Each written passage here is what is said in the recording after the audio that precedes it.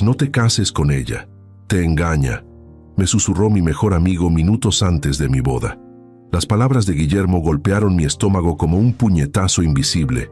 Ahí estaba yo, Alejandro Valenzuela Montero, 58 años, empresario respetado, parado frente al altar de la Catedral Metropolitana, con 300 invitados esperando el inicio de la ceremonia. El traje Armani a medida, que hace una hora me hacía sentir poderoso, ahora parecía asfixiarme. La sonrisa confiada que había ensayado frente al espejo se congeló en una mueca de incredulidad. ¿De qué diablos hablas?, mascullé entre dientes, manteniendo la compostura exterior mientras mi mente entraba en caída libre. Isabel te está engañando con Ricardo Fuentes. Tengo pruebas. No puedo permitir que cometas este error.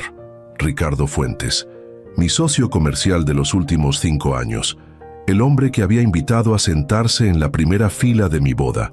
Busqué su rostro entre los invitados y lo encontré impecable en su traje azul marino, sonriéndome con lo que ahora parecía una mueca burlona apenas disimulada.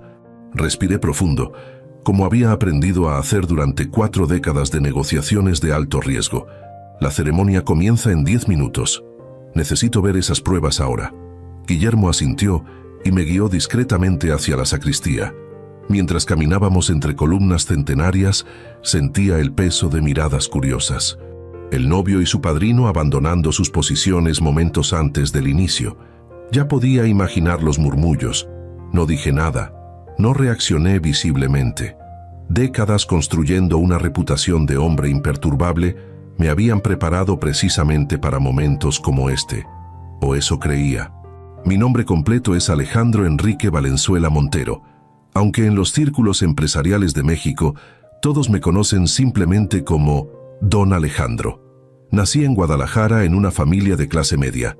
Mi padre, contador de una fábrica textil, me enseñó el valor del trabajo constante y la importancia de la integridad. Un hombre vale lo que vale su palabra, repetía constantemente, mientras revisaba meticulosamente balances y declaraciones fiscales hasta altas horas de la noche.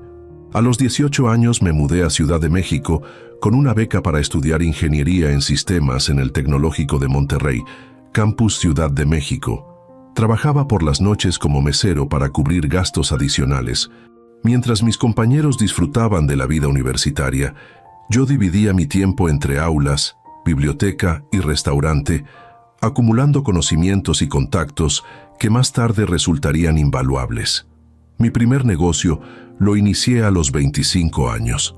Una pequeña consultoría tecnológica que operaba desde un departamento rentado en la colonia Roma. 3 computadoras, un escritorio usado y una ambición que no cabía en esas 4 paredes. Valenzuela Sistemas, como la llamé originalmente, creció constante pero modestamente durante sus primeros años. El verdadero punto de inflexión llegó en 1994, durante la crisis económica que devastó a tantas empresas mexicanas. Mientras otros quebraban, yo había anticipado la tormenta y posicionado mi compañía para ofrecer soluciones de reducción de costos a través de la automatización. Lo que para muchos fue una catástrofe, para mí representó una oportunidad. No lo digo con orgullo desmedido, sino como reconocimiento de que las crisis siempre contienen semillas de oportunidad para quienes saben dónde buscar. En las décadas siguientes, transformé aquella pequeña consultoría en Grupo Valenzuela, un conglomerado tecnológico con operaciones en 7 países latinoamericanos, 3,000 empleados y contratos con gobiernos y multinacionales. Desarrollamos desde sistemas de gestión gubernamental hasta plataformas de comercio electrónico, consolidándonos como un referente en la transformación digital de la región. El éxito empresarial, sin embargo, tuvo su precio en mi vida personal. Mi primer matrimonio, con Claudia Herrera, duró apenas 8 años. «Estás casado con tu empresa, no conmigo», fue su reclamo final antes de solicitar el divorcio. Tenía razón, por supuesto. En aquellos años, mi ambición profesional eclipsaba cualquier otra prioridad. El segundo matrimonio, con Mariana Cortés, sobrevivió 15 años antes de disolverse por razones similares, aunque con matices diferentes. No necesito más cosas materiales, Alejandro. Necesito presencia, conexión, intimidad real. También tenía razón.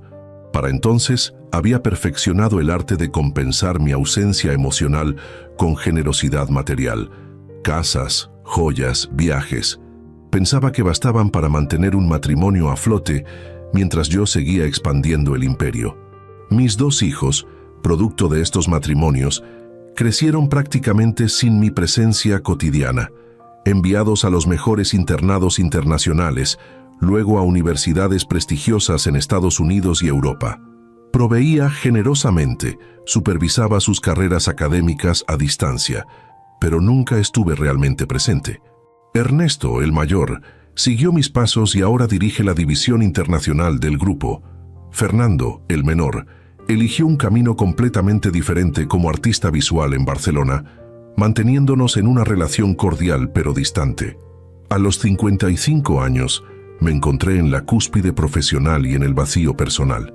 Exitoso, respetado, temido incluso en algunos círculos, y profundamente solo.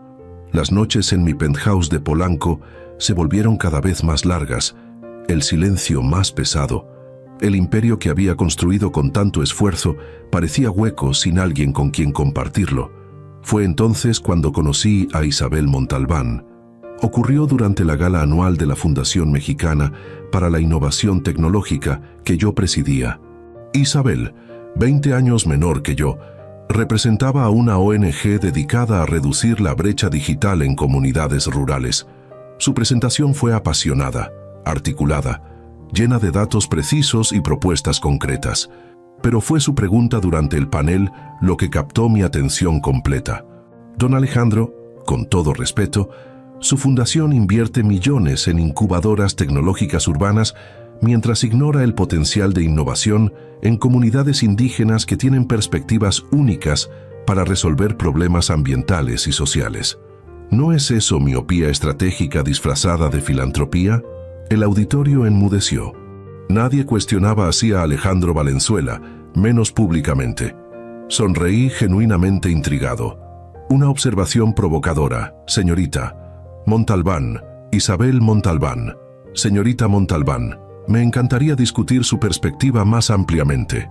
¿Tiene disponibilidad para una reunión la próxima semana? Esa reunión se convirtió en una cena, la cena en un fin de semana en Valle de Bravo, y antes de darme cuenta, Isabel se había convertido en una presencia constante en mi vida, inteligente, desafiante, apasionada por causas sociales pero pragmática en sus métodos. Parecía combinar perfectamente idealismo y realismo, exactamente lo que yo necesitaba a estas alturas de mi vida. Me atraes precisamente porque no me tratas como don Alejandro, le confesé una noche. Me desafías, me cuestionas, me obligas a justificar decisiones que otros aceptan sin rechistar. Y tú me atraes porque, a diferencia de otros hombres con poder, genuinamente escuchas, respondió. Puedes cambiar de opinión cuando los argumentos son sólidos. Eso es raro y valioso. Nuestra relación progresó rápidamente. A los 6 meses, Isabel se mudó a mi penthouse. A los 9, le propuse matrimonio durante un viaje a Kioto, con un anillo de esmeralda que había pertenecido a mi abuela. Su sí resonó en el jardín zen del templo Ryoan-ji, un momento de perfección que parecía coronar mi trayectoria vital. La noticia de nuestro compromiso generó reacciones mixtas en mi círculo cercano. Algunos colegas me felicitaron calurosamente. Otros, especialmente los que me conocían desde hace décadas, mostraron un entusiasmo más contenido, casi cauteloso. ¿Estás seguro, Alejandro?, preguntó Guillermo Robles, mi amigo desde la universidad y actual director financiero del grupo. Apenas la conoces, y la diferencia de edad... La conozco lo suficiente, respondí, quizás demasiado defensivamente. Y la edad es irrelevante. Isabel tiene una madurez que muchas mujeres de mi generación no poseen. Guillermo asintió, sin insistir pero claramente no convencido. Solo quiero verte feliz, amigo. Te lo mereces después de tanto esfuerzo. Mi hijo Ernesto fue más directo durante una videoconferencia desde nuestra oficina en Sao Paulo. Papá, con todo respeto, ¿No te parece conveniente que una mujer de 38 años, sin patrimonio significativo, de repente quiera casarse con uno de los empresarios más ricos de México? ¿No deberíamos al menos considerar un acuerdo prenupcial sólido? Ya lo hemos discutido, Ernesto. Isabel ha aceptado un acuerdo razonable. No hay motivo para suspicacias. ¿Razonable desde qué perspectiva?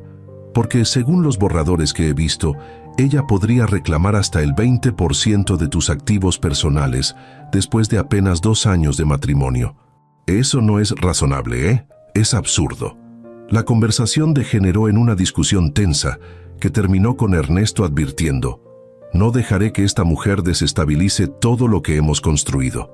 Si no proteges adecuadamente el patrimonio familiar, tomaré medidas. No especificó qué medidas, pero el tono me dejó claro que mi hijo veía a Isabel como una amenaza, no como una futura madrastra.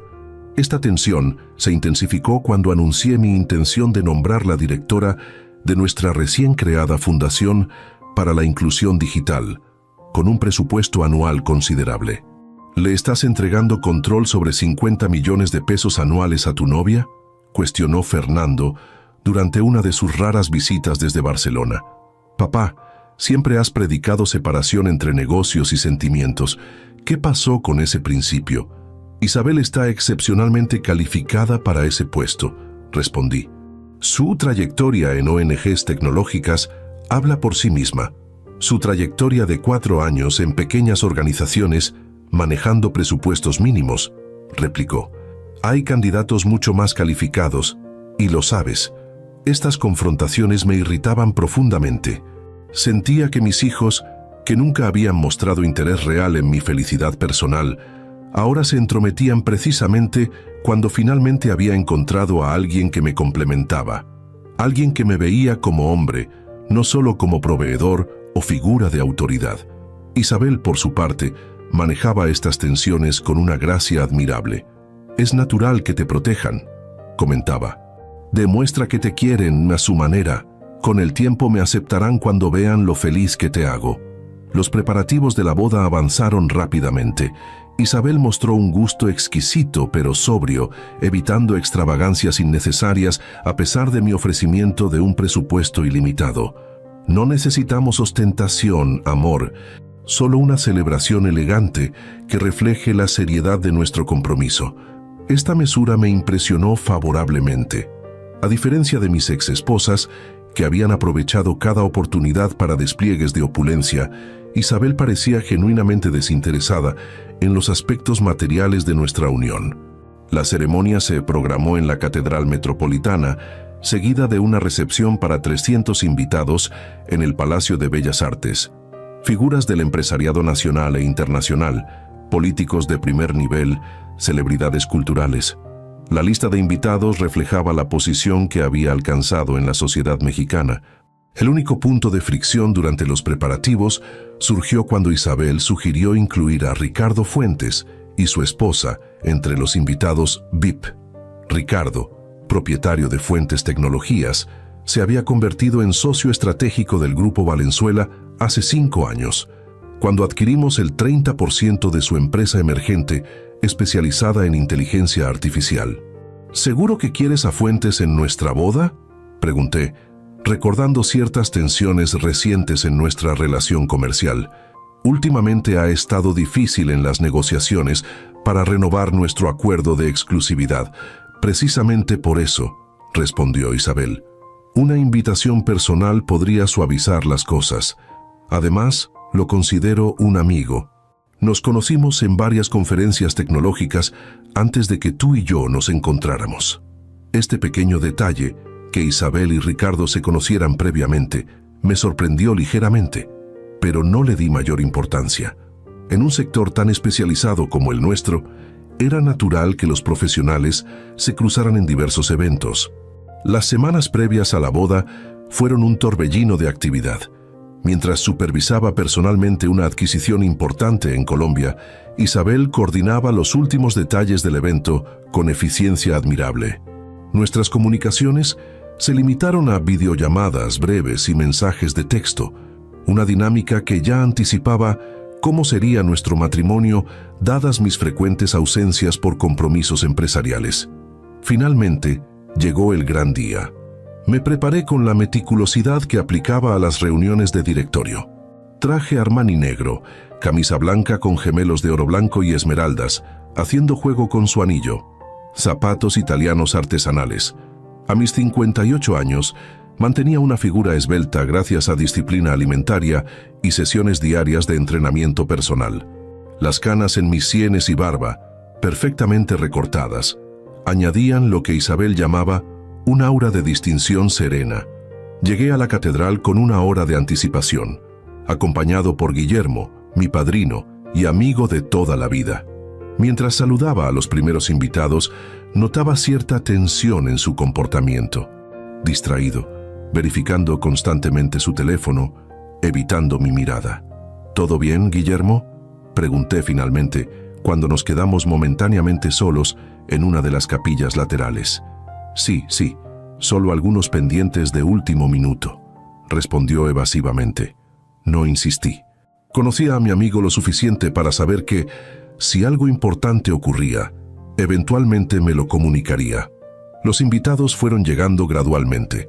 Ernesto, sorprendentemente, parecía haber superado sus reservas y se mostraba cordial, incluso animado.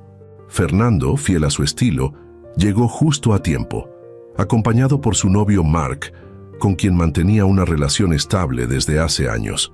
Mis ex esposas, Claudia y Mariana, habían declinado educadamente la invitación, algo que secretamente agradecí para evitar tensiones innecesarias. Ricardo Fuentes y su esposa Adriana se acercaron a saludarme. Alejandro, felicidades. Isabel es una mujer excepcional, dijo Ricardo estrechando mi mano con firmeza excesiva. Noté algo extraño en su mirada. ¿Nerviosismo? ¿Culpa? ¿O simplemente mi imaginación activada por el estrés del momento?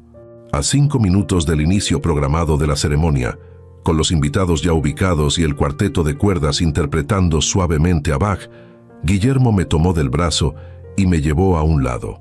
Necesito hablarte, ahora. La urgencia en su voz me alarmó. ¿Qué ocurre? Isabel llegará en cualquier momento. Es sobre Isabel. Y Ricardo Fuentes, ¿qué pasa con ellos? Guillermo respiró profundo, como quien se prepara para saltar al vacío. No te cases con ella, te engaña, me susurró con intensidad contenida. Con Fuentes, tengo pruebas. Y ahí estaba yo ahora, siguiendo a Guillermo hacia la sacristía mientras sentía que el piso bajo mis pies se desvanecía.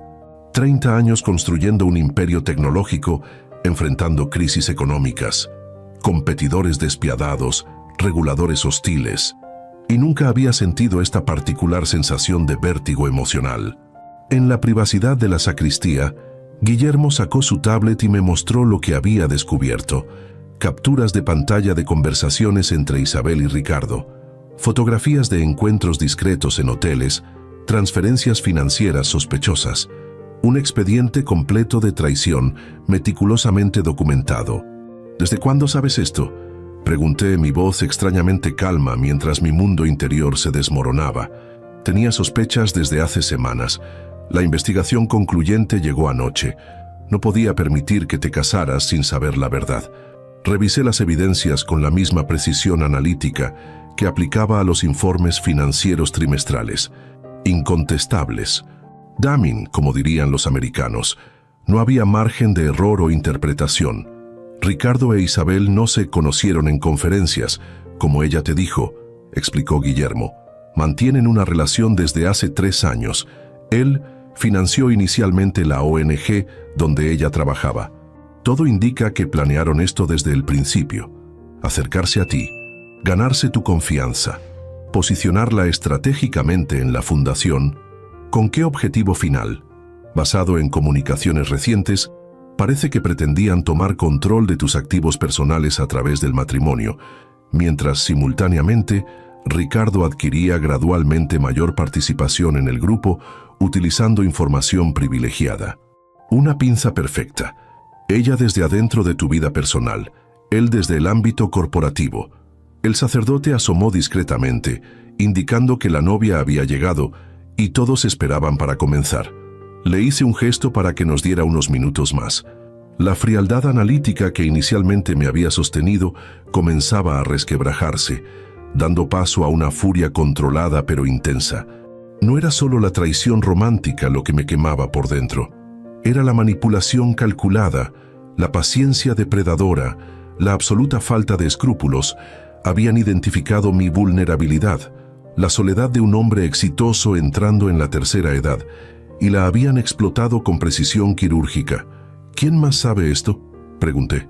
Solo yo, por ahora. Contraté investigadores privados de máxima confianza, pagados de mi bolsillo personal para evitar filtraciones. ¿Mis hijos? No les he dicho nada, aunque Ernesto ha expresado sospechas similares.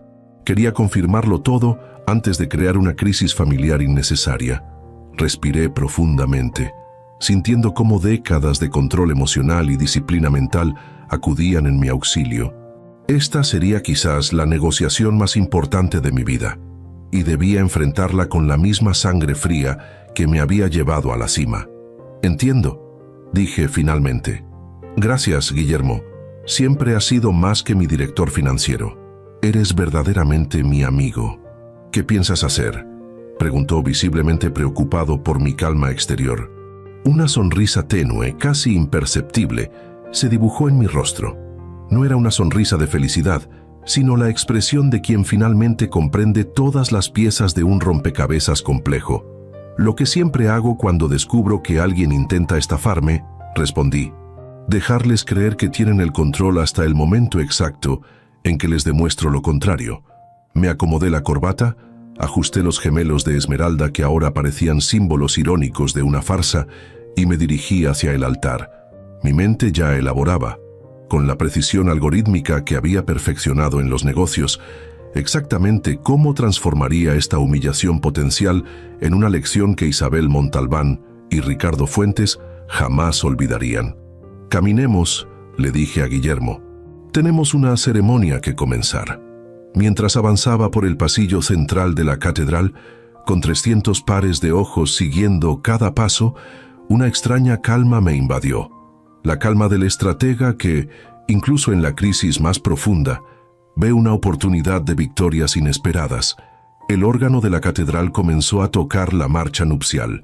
Los invitados se pusieron de pie, girándose hacia la entrada principal, donde Isabel aparecería en cualquier momento. Yo permanecía junto al altar, la imagen perfecta del novio sereno y enamorado. Nadie, excepto Guillermo, podía percibir la tormenta que se agitaba bajo mi fachada de tranquilidad. Mi mente trabajaba a velocidad vertiginosa, evaluando opciones, calculando consecuencias, diseñando estrategias. 20 metros me separaban de la salida lateral. Podría simplemente marcharme, evitar la humillación pública, lidiar con esto en privado, una retirada digna pero discreta. Pero ese nunca había sido mi estilo. En los negocios, cuando detectaba un intento de estafa o traición, mi respuesta nunca era la retirada. Era el contraataque preciso, calculado, implacable. ¿Por qué este escenario personal debería ser diferente? Isabel apareció en el umbral de la catedral, radiante en un vestido Vera Wang que yo había pagado. Su sonrisa, que hasta hace 20 minutos consideraba genuina y emotiva, ahora me parecía la mueca calculadora de una estafadora consumada. Comenzó a avanzar hacia mí, sosteniendo un ramo de orquídeas blancas que costaba más que el salario mensual de muchos de los presentes. Mientras se acercaba, recordé momentos que ahora adquirían significados completamente nuevos. Sus preguntas aparentemente casuales sobre la estructura de mis inversiones internacionales, su interés inusual en los protocolos de seguridad de nuestros sistemas informáticos corporativos, las llamadas que interrumpía abruptamente cuando yo entraba a la habitación. Todo encajaba ahora. No había sido paranoia de mis hijos ni celos de Guillermo. Había sido mi propia ceguera voluntaria, mi deseo patético de creer que alguien podía amarme por quien era, no por lo que poseía. Isabel llegó a mi lado, entregando su ramo a la dama de honor. Tomó mis manos entre las suyas y me miró a los ojos con lo que ahora reconocía como una interpretación magistral de amor y devoción. «Estás hermoso», susurró. No puedo creer que finalmente haya llegado este día. Yo tampoco, respondí con una sonrisa que no alcanzó mis ojos. El sacerdote comenzó la ceremonia. Palabras sobre amor, respeto, fidelidad y compromiso que resonaban con una ironía cruel en mis oídos. Isabel respondía en los momentos adecuados, con la emoción precisa en su voz. Una actriz consumada, tenía que reconocerlo. Busqué discretamente a Ricardo Fuentes entre los invitados. Estaba en primera fila, como correspondía a un amigo cercano. A su lado, su esposa Adriana, completamente ajena a la traición de su marido. Me pregunté si ella también era una víctima o parte del engaño. La expresión de Ricardo alternaba entre una sonrisa cordial y momentos de tensión apenas perceptible cuando nuestras miradas se cruzaban. El sacerdote llegó finalmente al momento crítico. Si alguien conoce algún impedimento por el cual esta pareja no deba unirse en matrimonio, que hable ahora o calle para siempre. El silencio tradicional que sigue a esta frase se extendió unos segundos más de lo habitual. Podía sentir a Guillermo tensarse a mi lado, quizás preguntándose si yo aprovecharía este momento dramático para la confrontación. Pero no, ese no era mi plan. La ceremonia continuó. Llegamos al intercambio de votos. Isabel pronunció los suyos con aparente emoción, prometiendo amor, fidelidad y respeto hasta que la muerte nos separara. Cada palabra, una mentira perfectamente articulada. Cuando llegó mi turno, respiré profundamente. 200 invitados, la élite de México, expectantes. Isabel, hermosa y falsa, esperando que repitiera fórmulas de amor eterno. Isabel, comencé, mi voz clara y firme. Antes de pronunciar mis votos, quisiera compartir algo importante contigo. Un regalo prenupcial, si quieres llamarlo así. Confusión momentánea en su rostro. Esto no estaba en el guión. Alejandro, querido, quizás podríamos... Intentó intervenir, pero continué imperturbable. He preparado algo especial. Guillermo, por favor. Mi amigo, comprendiendo que había llegado el momento, sacó su tablet y la conectó discretamente al sistema audiovisual que habíamos instalado para la recepción. Las pantallas laterales, inicialmente destinadas a mostrar fotos románticas durante la fiesta, se iluminaron. Isabel, siempre me has dicho que valoras la honestidad sobre todas las cosas, que nuestra relación está basada en verdad y transparencia mutua. Así que en ese espíritu, quiero asegurarme de que comenzamos nuestro matrimonio con total claridad. Las pantallas mostraron la primera imagen, Isabel y Ricardo entrando a un hotel boutique en Polanco, 3 semanas atrás. Luego otra, capturas de sus conversaciones de WhatsApp coordinando encuentros mientras yo viajaba por negocios. Un jadeo colectivo recorrió la catedral. E Isabel palideció visiblemente. Alejandro, esto no es lo que parece, balbuceó, su compostura derrumbándose por primera vez. ¿No? Entonces ilumíname, querida, porque parece que has estado manteniendo una relación con mi socio comercial durante años. Parece que tu interés en mí coincidió sospechosamente con la necesidad de Ricardo de acceder a información privilegiada sobre mis empresas. Parece, en resumen, que esto no es una boda, sino una estafa elaborada. Los murmullos entre los invitados crecieron. Ricardo Fuentes intentó levantarse, quizás para huir, pero noté con satisfacción que 2 hombres de mi equipo de seguridad ya se habían posicionado estratégicamente para impedirlo. Isabel cambió de táctica, pasando de la negación a las lágrimas. Estás malinterpretando todo. Ricardo es solo un amigo, un mentor. Esas imágenes están sacadas de contexto. ¿Cómo puedes humillarme así frente a todos? Guillermo continuó proyectando evidencias, transferencias bancarias, más mensajes, un plan detallado para, una vez casados, comenzar a transferir gradualmente mis activos personales a cuentas controladas por ella. La humillación, querida Isabel, habría sido casarme sin conocer la verdad. Esto no es humillación. Esto es justicia. Me giré hacia los invitados, muchos de los cuales parecían atónitos, otros incómodamente fascinados por el drama inesperado. Lamento profundamente este espectáculo, dije con dignidad. Evidentemente, no habrá boda hoy. Les agradezco su presencia y comprensión. La recepción en Bellas Artes sigue en pie para quienes deseen acompañarme. Considérenlo una celebración de la verdad, no del matrimonio. Isabel, viendo desmoronarse su plan, abandonó toda pretensión. Su rostro se transformó, la máscara de dulzura reemplazada por una dureza que nunca le había visto. «Eres un viejo patético», siseó en voz baja para que solo yo pudiera escucharla. «¿Realmente creíste que alguien como yo podría amarte genuinamente? Mírate, 58 años, 2 divorcios, hijos que apenas te soportan. Todo tu dinero no puede comprar lo que realmente necesitas». Sus palabras estaban diseñadas para herirme en mis puntos más vulnerables. Y lo lograron, más de lo que permitiría mostrar. Pero décadas de negociaciones difíciles me habían enseñado a no revelar cuando un golpe daba en el blanco. Quizás tengas razón», respondí calmadamente, «pero todo mi dinero acaba de evitar que cometa el peor error de mi vida. Yo diría que es una inversión excelente». Me quité el anillo de compromiso que llevaba en el bolsillo y se lo entregué al sacerdote, quien parecía completamente descolocado por el giro de los acontecimientos. «Padre, lamento la confusión. Como puede ver, hay impedimentos sustanciales para este matrimonio». Me dirigí hacia la salida lateral de la catedral con paso firme. Guillermo me siguió, al igual que mis hijos, quienes se unieron silenciosamente a nuestra procesión improvisada.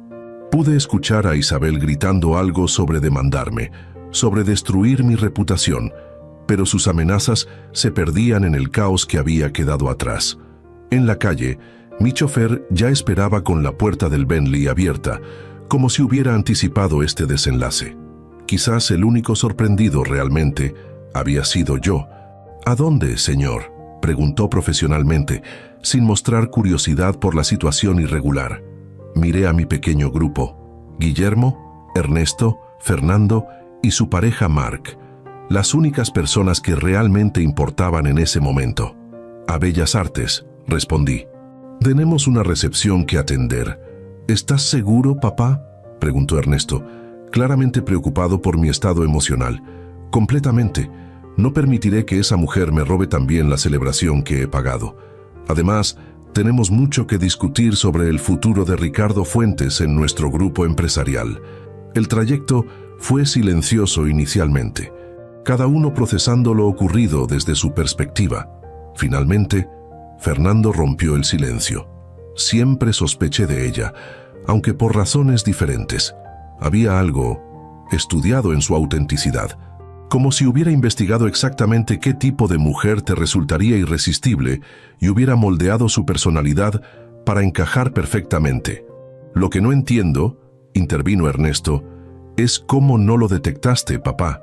En los negocios siempre has tenido un radar infalible para las personas falsas». Era una pregunta válida que merecía una respuesta honesta. «Porque quería creerlo», admití, quizás por primera vez mostrando vulnerabilidad frente a mis hijos. A nuestra edad, cuando alguien parece valorarnos por quienes somos, no solo por lo que tenemos, es tentador bajar las defensas. Un silencio comprensivo siguió a mi confesión. Guillermo, siempre práctico, cambió el tema hacia cuestiones más inmediatas. «Necesitamos actuar rápido con Fuentes.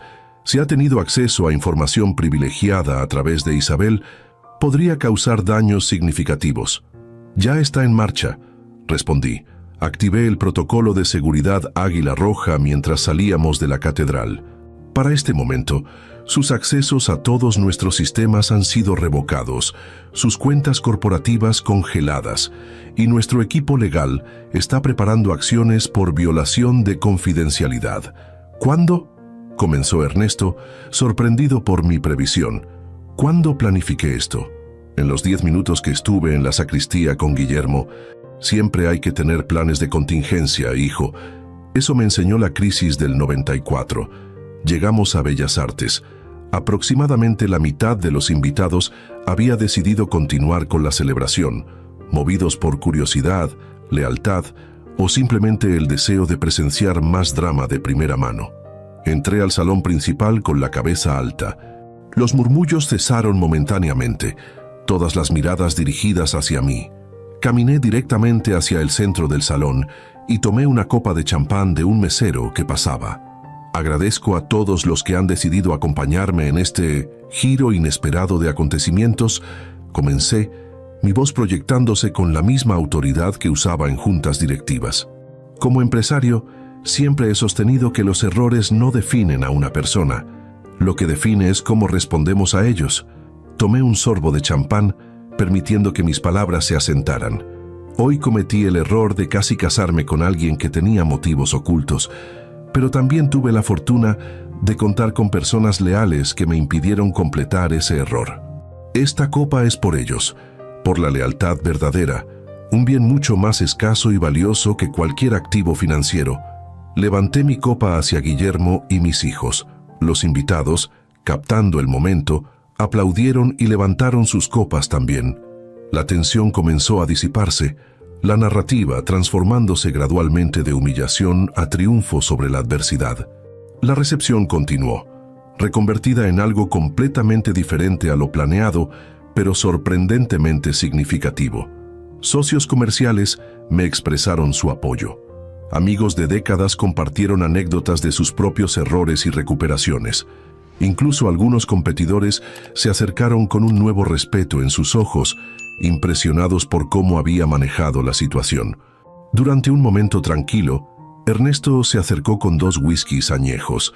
Me entregó uno y chocamos vasos silenciosamente. «Admiro cómo manejaste esto», dijo finalmente.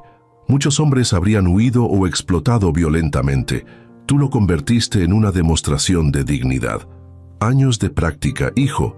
Cuando construyes algo valioso, inevitablemente atraes personas que intentarán quitártelo o aprovecharse.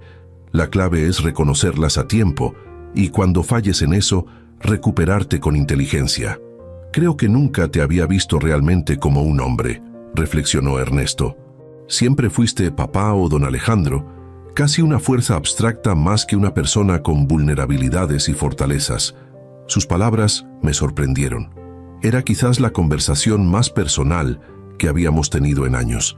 La mayoría de los hijos nunca ven realmente a sus padres como personas completas, respondí. Y muchos padres, especialmente hombres de mi generación, nos escondemos detrás de roles y expectativas. Quizás necesitábamos algo así para vernos mutuamente con mayor claridad. ¿Qué harás ahora con todo esto? Quiero decir, era una pregunta importante que aún no había contemplado completamente. Las últimas horas habían estado dedicadas a gestionar la crisis inmediata, no a planificar el futuro. Profesionalmente, destruiré a Ricardo Fuentes, respondí con una frialdad que no intenté disimular. No por venganza emocional, sino como mensaje claro para cualquiera que considere similar traición en el futuro. La respuesta será contundente, legal pero implacable. Ernesto asintió, familiarizado con mi filosofía de no dejar traiciones sin consecuencias en el ámbito empresarial. Y personalmente, contemplé mi whisky, buscando claridad en su color ámbar. Reevaluaré, reflexionaré sobre cómo he estructurado mi vida para permitir este tipo de vulnerabilidad. Quizás es momento de reconectar con lo que realmente importa. ¿Te refieres a nosotros?, preguntó una esperanza apenas disimulada en su voz. Entre otras cosas, respondí honestamente. He dedicado décadas a construir un imperio, pero he descuidado construir relaciones genuinas, incluso con mis propios hijos. Fernando se nos unió, trayendo consigo a un hombre distinguido que reconocí como Carlos Montemayor, ministro de Economía. Ministro Montemayor quería expresarte personalmente su apoyo, papá, explicó Fernando. Alejandro, comenzó el ministro, lamento las circunstancias, pero admiro tu manejo de la situación. Precisamente estaba comentándole a tu hijo que el gobierno busca asesores para nuestra nueva iniciativa de transformación digital del sector público. Alguien con tu experiencia y capacidad para detectar amenazas sería invaluable. Intercambiamos cortesías y acordamos reunirnos la semana siguiente. Cuando el ministro se alejó, Fernando me miró con una mezcla de asombro y diversión. ¿Acabas de convertir tu boda fallida en una oportunidad de contrato gubernamental? No intencionalmente, respondí con una pequeña sonrisa. Pero como siempre digo, en cada crisis hay una oportunidad. Completaron mis 2 hijos al unísono. citando una de mis frases recurrentes que aparentemente habían interiorizado a pesar de su aparente desinterés en mis filosofías empresariales. La noche avanzó, transformándose gradualmente de crisis en algo cercano a una reconciliación familiar. Mis hijos permanecieron a mi lado, atentos pero no sobreprotectores. Guillermo gestionaba discretamente aspectos logísticos, asegurándose que la prensa fuera mantenida a distancia y que los invitados que decidieron quedarse fueran atendidos impecablemente. Cerca de medianoche, cuando la recepción comenzaba a disminuir naturalmente, recibí una llamada de Luis Vega, mi jefe de seguridad. «Don Alejandro, la señorita Montalbán intentó acceder al penthouse hace media hora. Cuando se le negó la entrada, amenazó con contactar a la prensa. Está ahora en el lobby, bastante alterada. Ricardo Fuentes, bajo vigilancia. Está en su residencia de Las Lomas. Ha realizado múltiples llamadas, presumiblemente buscando asesoría legal. Perfecto. Mantén los protocolos establecidos. Y sobre Isabel, asegúrate que sus pertenencias sean empacadas apropiadamente y enviadas a la dirección que proporcione. Con escolta, por supuesto, para garantizar que solo se lleve lo que legítimamente le pertenece». «Entendido, señor». Al colgar, noté que Ernesto y Fernando habían escuchado la conversación. Sus expresiones mostraban una mezcla de admiración y cierta preocupación. «¿No crees que Isabel pueda ser peligrosa?», preguntó Fernando. «En el sentido de vengativa. Quiero decir, sin duda lo intentará», respondí calmadamente. «Pero a diferencia de ella, yo sí planifico contingencias. Para mañana, dosieres completos sobre sus actividades de los últimos años habrán sido entregados discretamente a autoridades fiscales y a ciertos periodistas, si decide convertir esto en un espectáculo público. Implacable como siempre», comentó Ernesto, pero sin la desaprobación que habría esperado anteriormente. «No implacable, preparado. Hay una diferencia. A la 1 de la madrugada tomé la decisión de concluir la velada. Me despedí de los últimos invitados con la dignidad de un anfitrión que ha presidido una celebración exitosa, no un desastre personal. Agradecí particularmente a aquellos que habían elegido quedarse, reconociendo el valor de su lealtad en circunstancias tan inusuales. Al salir de Bellas Artes, una periodista que había conseguido eludir la seguridad me abordó con micrófono en mano. «Don Alejandro, ¿qué puede decirnos sobre los dramáticos eventos de hoy? ¿Es cierto que su prometida mantenía una relación paralela con su socio comercial?» En lugar de ignorarla o responder con hostilidad, decidí ofrecer una declaración breve, pero controlada. «Hoy descubrí información que hacía imposible proceder con el matrimonio. Agradezco a quienes me ayudaron a evitar un grave error.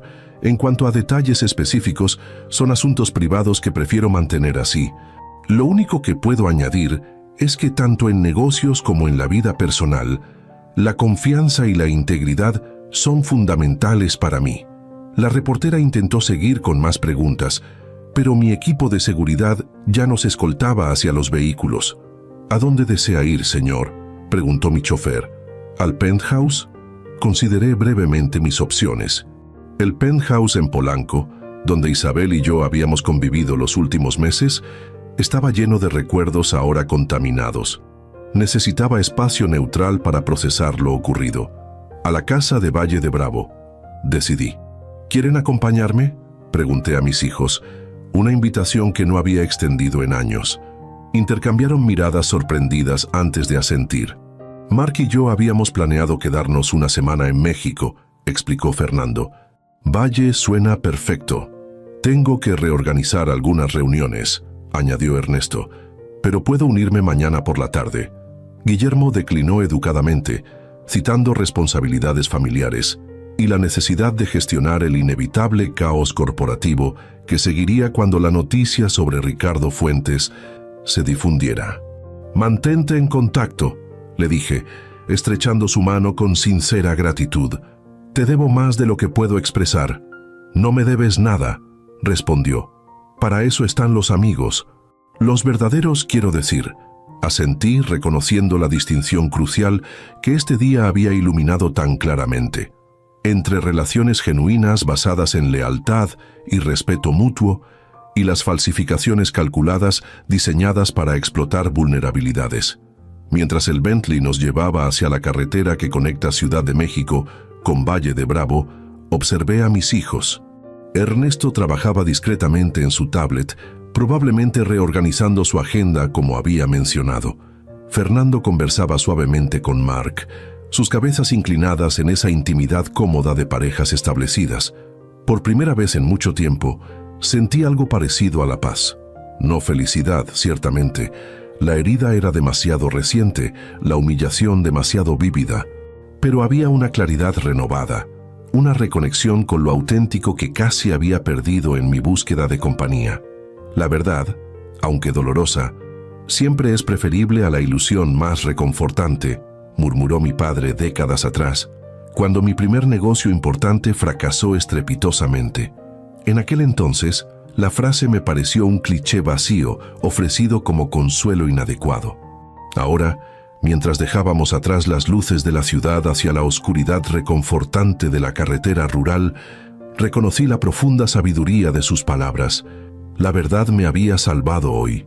La verdad y las personas que se preocupaban lo suficiente para asegurarse de que la conociera, sin importar cuán dolorosa fuera. El amanecer en Valle de Bravo tiene una cualidad casi mística.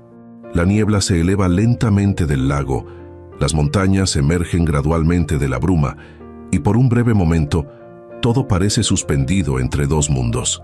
Observaba este espectáculo desde la terraza de mi casa, taza de café en mano, cuando Fernando se unió silenciosamente a mi lado. Olvidaba lo hermoso que es este lugar, comentó, aceptando la taza que le ofrecí. ¿Cuándo fue la última vez que vinimos todos juntos? ¿10 años? 12, corregí, para el 50 cumpleaños de tu madre, antes del divorcio. Nos quedamos en silencio contemplando el paisaje. No era un silencio incómodo como los que habían caracterizado nuestras interacciones recientes, sino algo más cercano a la complicidad. ¿Cómo te sientes realmente, papá?, preguntó finalmente. Sin la fachada de Don Alejandro, sin el estoicismo empresarial, solo tú, el hombre.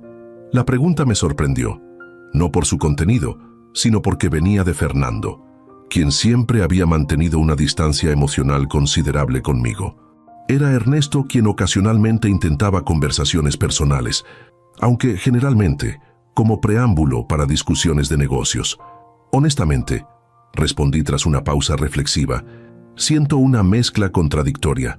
Humillación por haber sido engañado tan completamente, alivio por haberlo descubierto a tiempo, rabia hacia Isabel y Ricardo. Pero principalmente, me detuve buscando la palabra exacta. Principalmente, insistió suavemente, principalmente me siento tonto, admití con una pequeña sonrisa autocrítica.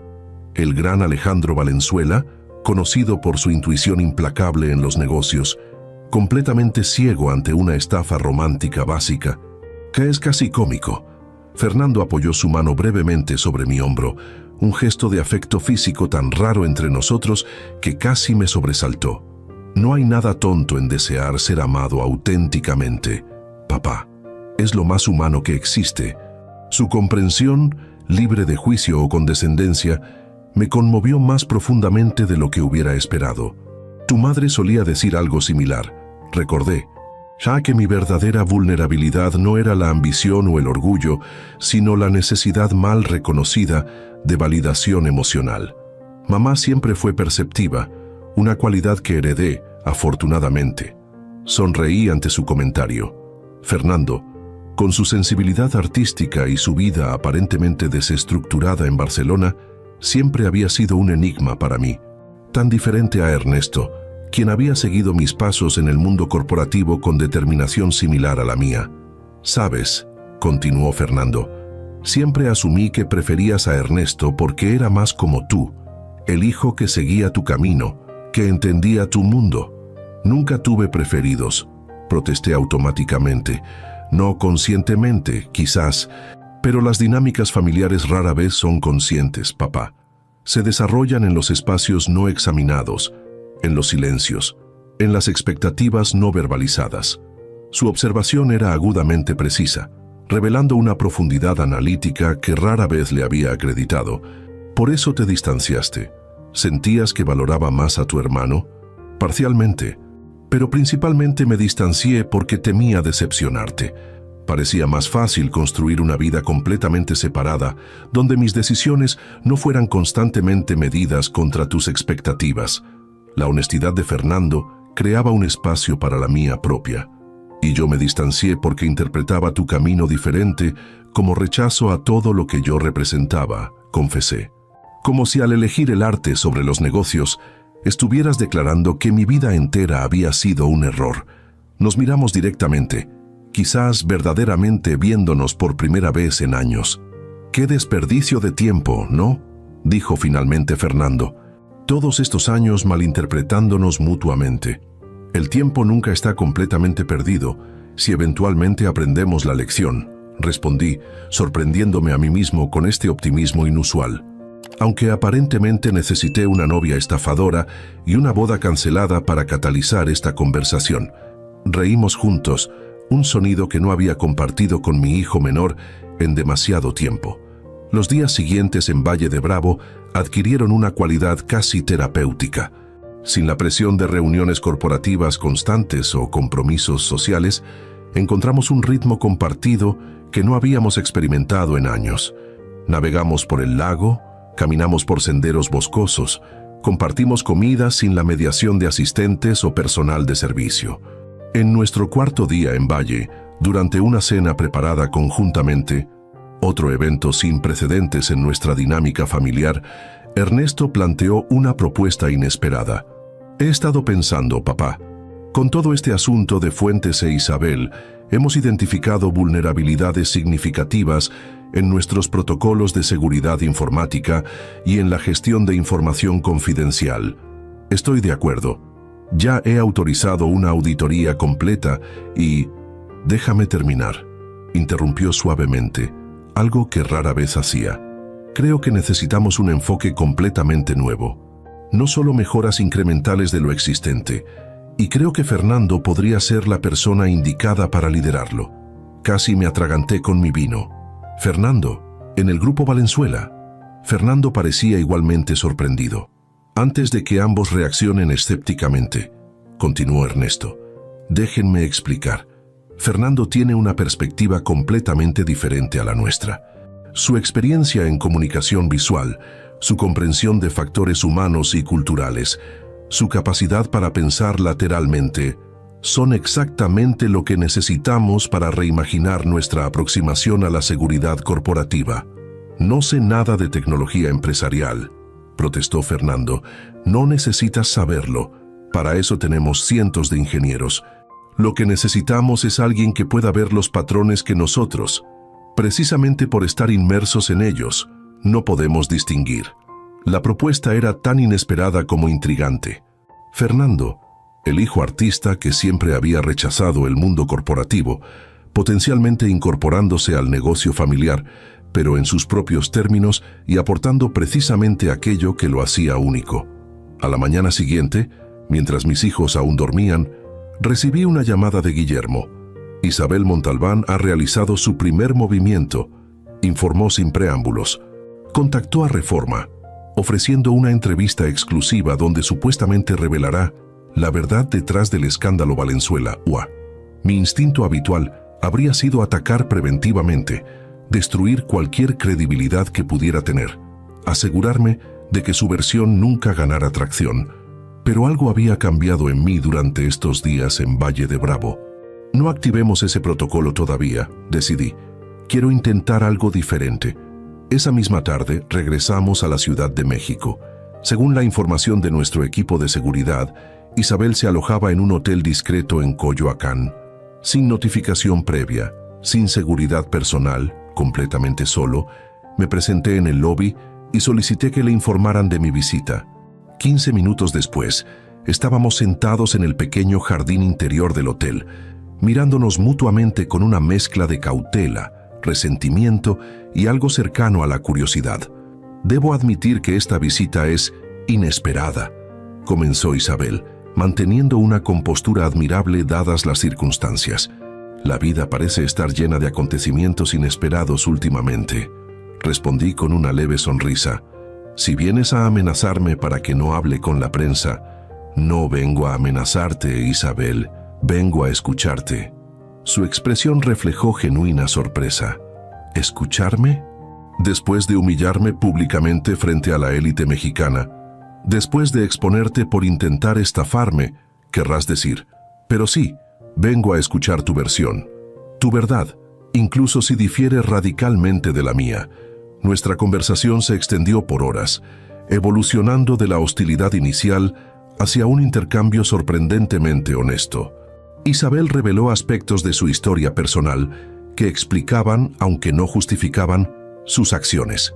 Su relación con Ricardo Fuentes, que gradualmente se transformó en complicidad. Los cálculos fríos que ambos realizaron al identificarme como objetivo potencial. Comenzó como un plan puramente transaccional, admitió, pero luego ocurrió algo inesperado. Comencé a respetarte genuinamente, a disfrutar nuestras conversaciones. Nunca llegué a amarte realmente, y por eso soy culpable. Pero tampoco fue completamente una farsa. 3 días después, el periódico publicó efectivamente una entrevista con Isabel Montalbán.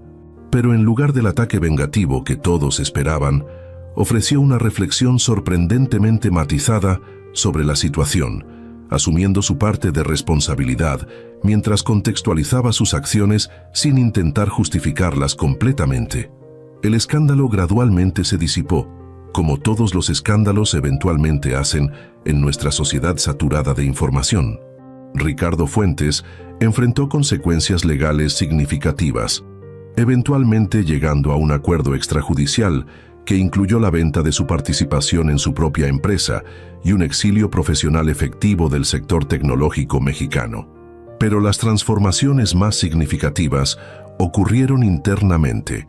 Fernando aceptó finalmente la propuesta de Ernesto, estableciendo una nueva división dentro del Grupo Valenzuela, enfocada en factores humanos, cultura organizacional y seguridad integral.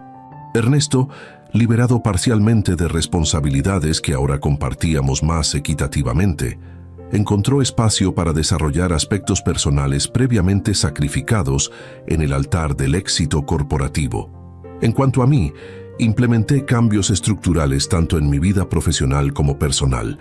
Reduje mi carga de trabajo ejecutivo, delegando responsabilidades a un equipo ampliado de confianza. Establecí límites claros entre tiempo laboral y personal, algo que nunca había considerado necesario anteriormente. Reconecté con amistades auténticas que había descuidado, e incluso comencé a explorar intereses completamente desvinculados del mundo empresarial. 6 meses después de la boda que no fue, como humorísticamente la llamábamos en familia, celebramos el cumpleaños de Fernando en mi casa de Valle de Bravo. Durante la sobremesa, mientras contemplábamos el atardecer sobre el lago, Ernesto levantó su copa. Por las palabras más importantes que jamás se hayan susurrado antes de una boda, brindó con una sonrisa. «No te cases con ella, te engaña».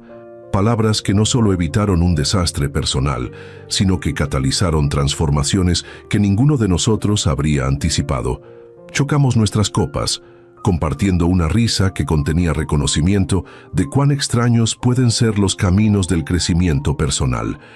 Cómo a veces necesitamos crisis profundas para desencadenar evoluciones necesarias, como las traiciones más dolorosas pueden, paradójicamente, reconectarnos con verdades esenciales sobre nosotros mismos.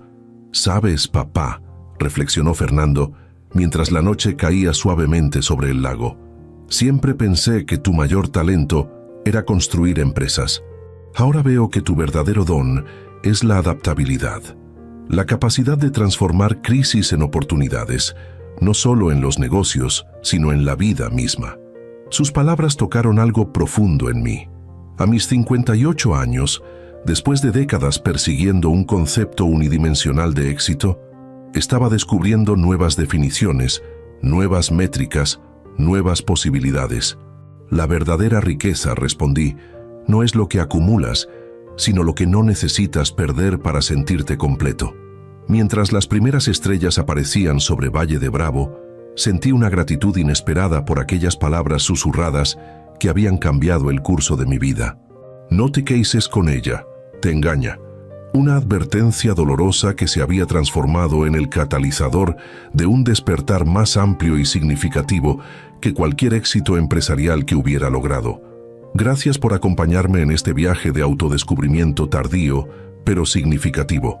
Quizás mi historia resuene con tu propia experiencia, o quizás te ofrezca perspectivas para considerar mientras navegas tus propias relaciones y prioridades.